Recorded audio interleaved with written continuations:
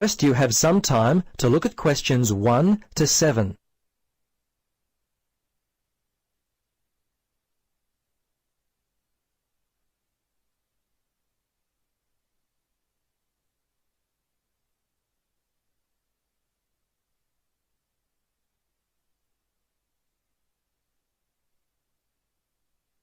Now, listen carefully and answer questions 1 to 7. Central Realty, Jill speaking. How can I help you? Yes, hello, Jill. I've got a problem, a complaint I wish to register. Who should I speak to? You'll want to speak to Tracy, the residential manager. Just a moment and I'll put you through. Thanks. Hello, this is Tracy. I understand your rent is going to be increased. Yes, this is why I'm calling. I was told that my rent would not be increased for the length of my 6-month contract, which I signed only 4 months ago. What's going on? Is my landlord allowed to do this? I see. Yes. Okay. That seems strange. Look, can I take down some of your particulars and I'll register a formal complaint to the landlord on your behalf? Yes, sure, that'd be good. Firstly, name and address, contact details. Yes, Jane McSweeney. That's McSweeny. 3 Mauger Street. That's Maugher Street. Winderee, 3355. And the phone there? Yes, you can contact me on 334756, extension 3176. I generally arrive home by 6 o'clock in the evening, so you can call me around that time, but not after 9. Oh, sorry, 8:30, because that's the time I leave for work. Okay, so I should note down that the problem is that your landlord wants to raise your rent. And when did you first move in? Yes, well, the contract began on August 1st, and... oh, hang on. Sorry, that's the ending date. We actually moved in on February the 1st. Before you listen to the rest of the conversation, you have some time to look at questions 8 to 10.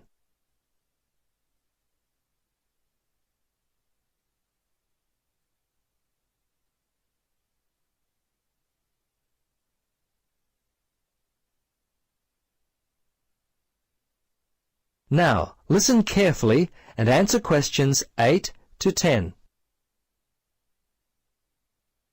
Okay, good. Now, if need be, you will have to send a letter to the Rental Tenancy Board. But as I said, first let us approach your landlord on your behalf and see if we can work out the problem before it gets to that situation. I'd be very surprised if you have to send a letter. 95% of these kinds of problems get solved early on. Okay. Now, if you have any problems you need to discuss, feel free to come in and talk with the general manager. In the meantime, if you would just wait until we receive an answer from your landlord, we'll be able to then plan our next step. Is there anything else I could be doing? Well, you could write a letter to the RTB listing all the events as they happened from your point of view.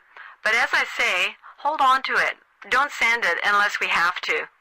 Well, that's about it for now. Thanks for your call. I'm sure we can sort this out. Thanks very much for your help. I hope we can sort it out too. Bye for now. Yes, bye. That is the end of part 1. You now have half a minute to check your answers.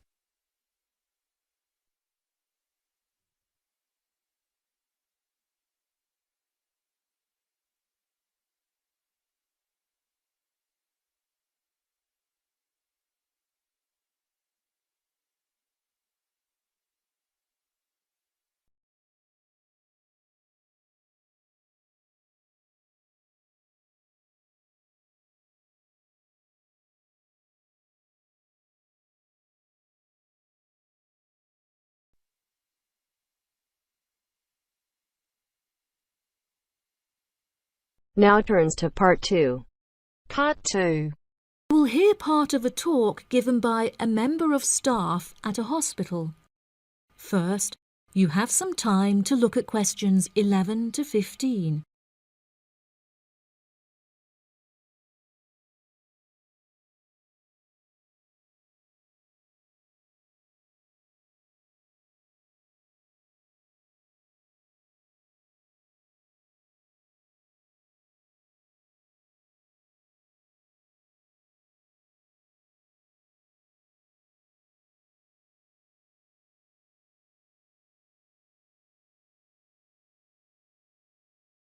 Now listen carefully and answer questions 11 to 15.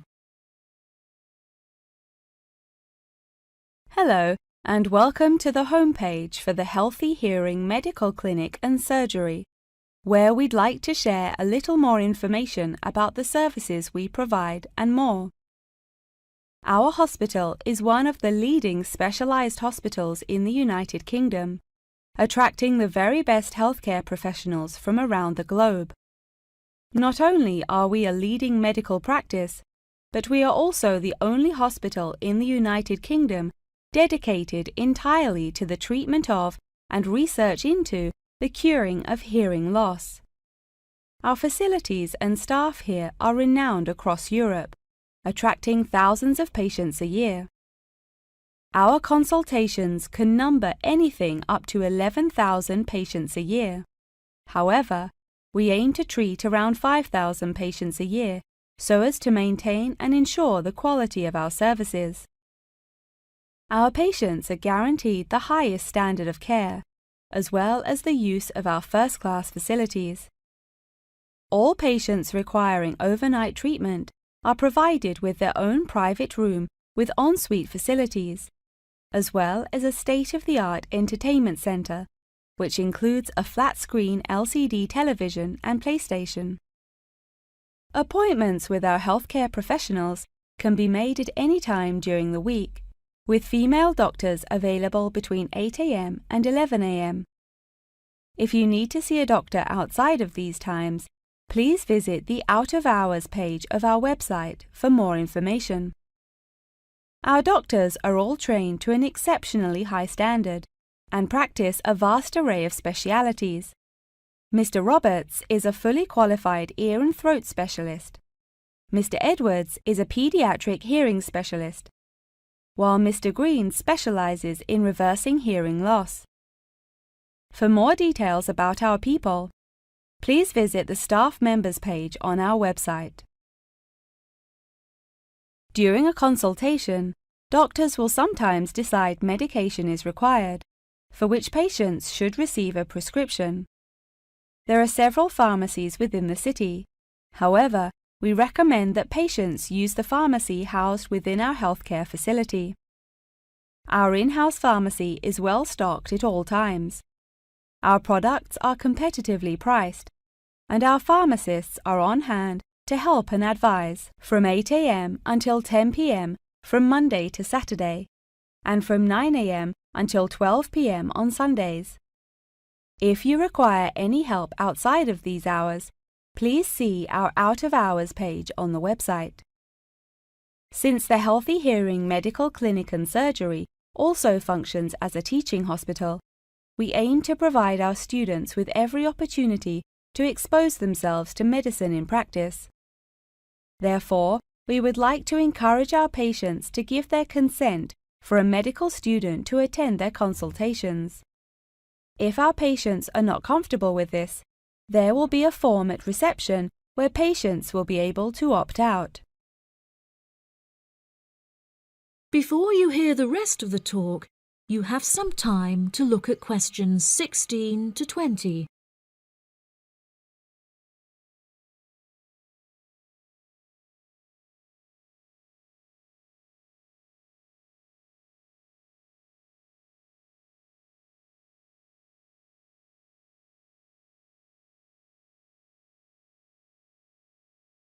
Now listen and answer questions 16 to 20. Now, please look at the map I've given you of the Healthy Hearing Medical Clinic and Surgery. For those not familiar with our practice, reception can be found through the main door at the end of the corridor. If your consultation is booked with Mr. Green, you need to go through the main door and turn right by the nurse's desk, and his office is at the end of the corridor on your left-hand side. If you need to alter any of your personal details, please visit our secretary at the Office for Medical Records, which you will find next to the therapy room.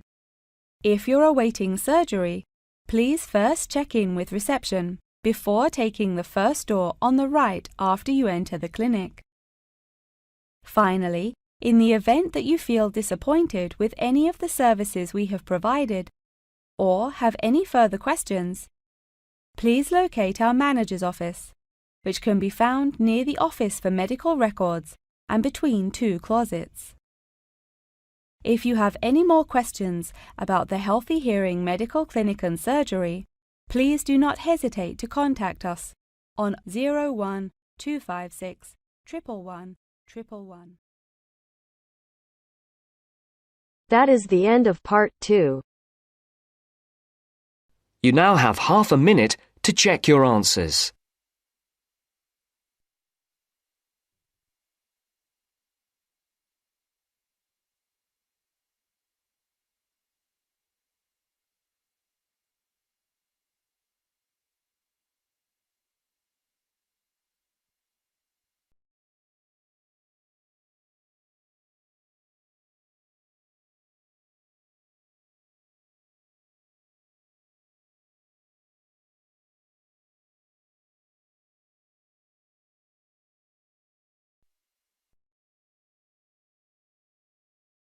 Now turns to part 3.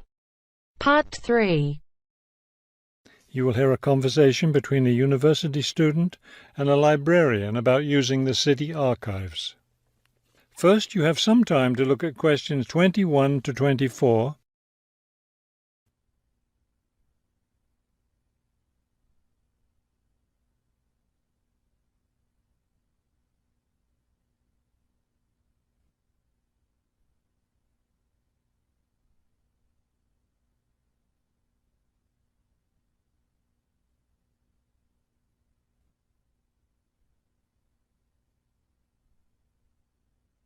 As you listen to the first part of the conversation, answer questions 21 to 24. Hello. I was wondering if you could give me some information about using the archives? I'd be happy to. Are you a resident of the city? Actually, I live just outside the city, but I study at the university downtown. That's fine. All you need to do is show your university identification card, and you can use the archives at no charge, as long as your ID card is current, of course. Yes, it's valid. So I don't have to pay anything? No, city residents pay an annual fee, but students can use the archives for free. Everyone else needs to get special permission from the director, but that doesn't apply to you, of course. Oh, good. I was also wondering about the schedule. I have classes every day, Monday through Friday, and I also have a part-time job, so I could really only use the archives on weekends. That's not a problem at all. We're open all weekend. Actually, the only day we're closed is Monday, so you can come any day, Tuesday through Sunday. Are you open in the evenings? Yes, we're open from 9:30 in the morning until 8:30 in the evening. That will fit my schedule well. Before you hear the rest of the conversation, you have some time to look at questions 25 to 30.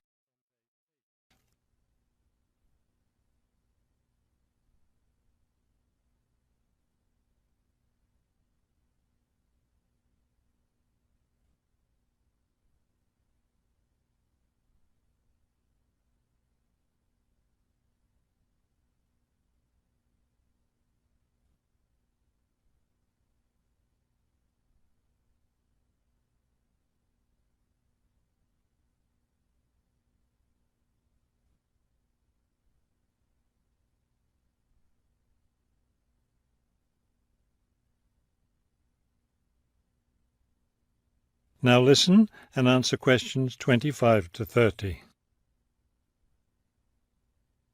Is there something else I can help you with? Yes. One thing I'll be needing to see for one of my class projects is old photographs. Do you have photographs of the city in the 19th century that I could look at? Yes, we store all the photographs in the basement. Those stairs over there will take you down to the photography collection. Just tell the librarian there what you're interested in, and he'll help you. Those would be 19th century photographs? Yes, the entire collection is there. Now, if you're interested in seeing documents from the 19th century, those are right here on the ground floor. I would like to see some of those documents. Does that collection include newspapers too? No, all the newspapers from the earliest ones in the 18th century up to the current time are on the second floor. Here, let me just give you this map of the archives and you'll be able to find whatever it is you need. Thank you. Oh, I see you have a whole room devoted to maps. Yes, on the third floor. That's great, because one thing I need to do is look at how the city has developed over time. I'm sure you'll find a lot of helpful information there. Of course, some of the maps are several centuries old, so generally visitors are only allowed to see photographic reproductions of them. That shouldn't be a problem. What's this on the fourth floor? Ogden's Woolen Mill. As I'm sure you know, Ogden's Woolen Mill was the major entity responsible for the growth of this city in the 19th century. The Ogden heirs gave money for the archives to devote an entire floor to information about the history of the mill. Will I be able to find information about the Ogden family there? Photographs, personal papers, things like that? Probably the family photographs are stored downstairs in the photography collection. The personal papers would be on the fifth floor, where we keep all the personal papers of famous residents of our city. Thank you so much for your help. I'll be able to do a lot of my research here.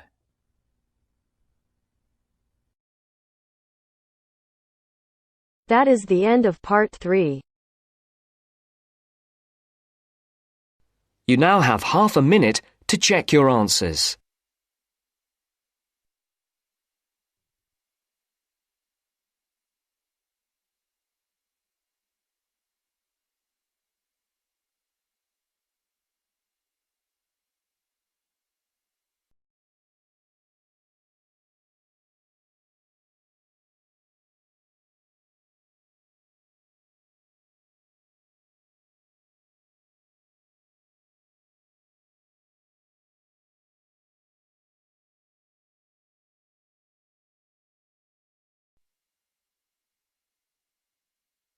Now turns to part 4. Part 4. You will hear a talk on the research of architecture. First, you have some time to look at questions 31 to 40.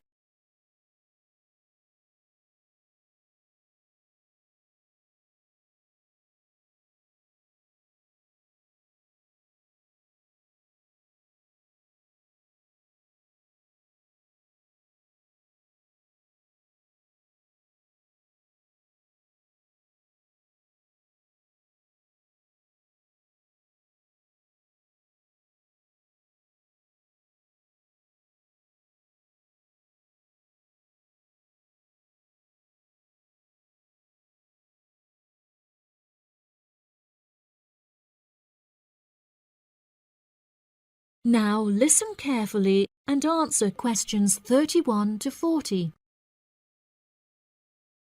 Welcome, class, to your very first lecture in this series on architecture, conducted by myself, Dr. Torben Dahl. Today we will be looking into the relationship between climate and architecture, where I will be giving you a critical overview of the main climate influences that shape the design of buildings.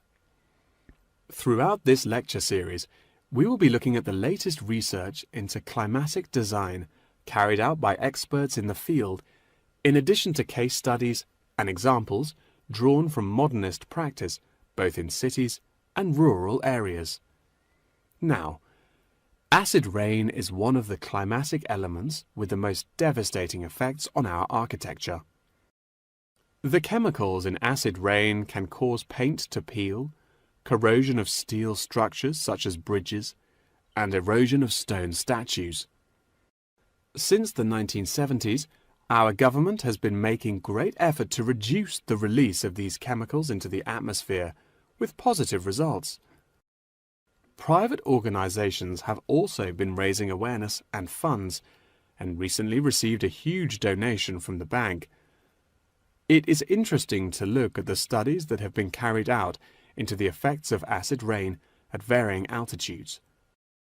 Research has shown that there are lower levels of acid in the damaging pollutants at higher altitudes, meaning that skyscrapers are much less vulnerable to the negative effects, as they are exposed to acid rain with far lower levels of damaging pollutants. Recently, the ALTA project was founded to carry out further research into acid rain. This project is directed towards studying the effects of acid rain on old, traditional buildings of stone construction that are vulnerable to damage caused by acid rain. Masonry is particularly vulnerable as it is easily corroded and weakened by the acidic chemicals. It is imperative that we protect these buildings, as they are valuable examples of our history and culture.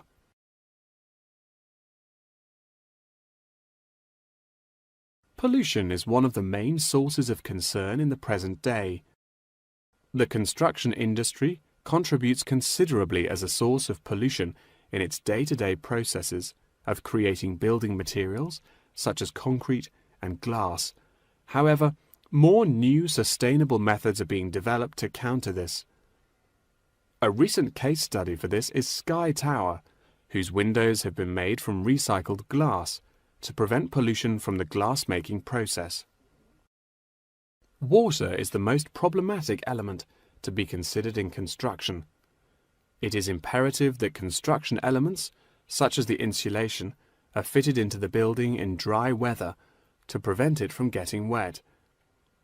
This makes winter an undesirable season for construction, as the heavy rainfall can have adverse effects on the building. Another climate type that has an enormous effect on buildings is humidity. Constructions made of steel and stone are largely unaffected by humidity. However, it can have a serious effect on wooden constructions if the timber has not been correctly treated. Moisture from the air can condense in the grain of the wood, which then swells and shrinks in proportion to the magnitude of change in its moisture content. This variation in size can have disastrous consequences. In areas of the world that are prone to earthquakes, certain design and environmental conditions are preferable for protecting buildings in the event of a tremor. Engineers have come up with numerous building procedures to help minimize shaking in buildings. For example, tall buildings have height restrictions and counterweights, and multi-story buildings have reinforced floors and walls. Ground conditions are a cause for worry in many constructions, as often the soil is of the wrong density to protect the foundations.